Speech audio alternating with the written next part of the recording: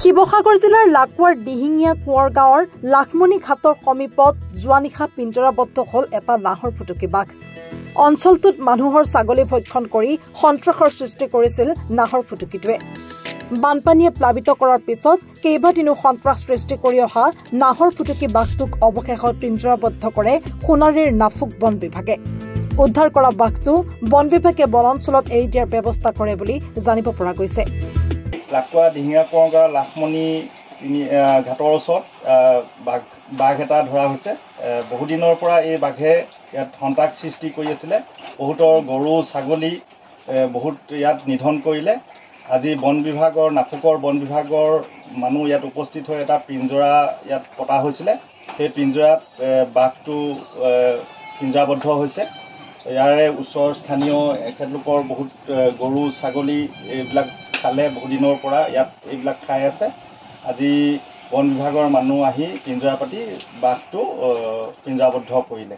লাকুৱা দিহিঙীয়া কোঁৱৰ গাঁও ওচৰৰ লাখমণি যিখন দলং আছে, বাঁহৰ দলং, সেই দলঙৰ ওচৰতে পিঞ্জৰাটো পাতিছিলে আৰু তাত বাঘটো পিঞ্জৰাবদ্ধ হৈছে। নাজিৰাৰ পৰা জাকিৰ আখতাৰ হুছেইনৰ ৰিপৰ্ট, এনি ভাৰত 24।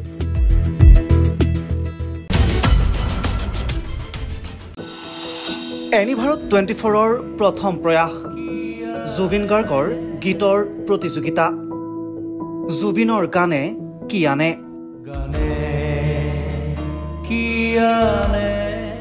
অডিশ্যনৰ বাবে যোগাযোগ কৰক 8638661821 আৰু 8812831556 নম্বৰত। এনি ভাৰত 24 উদ্যোগত এটা নতুন সংগীতৰ প্ৰতিযোগিতা আয়োজন কৰা হৈছে, য'ত মোৰ গানৰ প্ৰতিযোগিতা হ'ব। আপোনালোকে তাত প্ৰতিযোগী হিচাপে আহিবলৈ পাৰিব আৰু মোৰ ফালৰ পৰা আন্তৰিক শুভকামনা জনাইছোঁ। আৰু অনুষ্ঠানটোৰ নাম হৈছে গানে কি আনে। সকলোকে মৰম জনাইছোঁ, সকলোৱে আহক, ইয়াত অংশগ্ৰহণ কৰক। Thank you very much. Love you. Rob, আপুনি যে এটা অপৰাধ কৰিবলৈ গৈ আছে, আপুনি জানেনে? এই নাবালিকা গৰাকীক এতিয়াই বিয়াত বহুৱাটো যে এটা অপৰাধ, আপুনি জানেনে? অপৰাধ কেনেকৈ? মোৰ ছোৱালী, মোৰ কথা। তুমি যিয়েই নোকোৱা ভূঞা, 18 বছৰৰ তলৰ যিকোনো কন্যা সন্তানৰ বিয়া দিলেই আইনগতভাৱে এক দণ্ডনীয় অপৰাধ। বিয়া দিয়াজন যিমান দায়ী, বিয়া পতাজনো সমানে দায়ী। এতিয়া তাই পঢ়া শুনা কৰাৰ বয়স, খেলা ধূলা কৰাৰ বয়স। তাইক খেলিবলৈ দিয়ক, পঢ়িবলৈ দিয়ক, আৰু চাব এদিন আপুনি তাইক লৈ গৌৰৱ অনুভৱ কৰিব পাৰিব। এতিয়াই তাইক সংসাৰৰ বোজা দি তাইৰ ভৱিষ্যত জীৱনটো অন্ধকাৰ কৰাৰ অধিকাৰ তোমাৰ জানো আছে?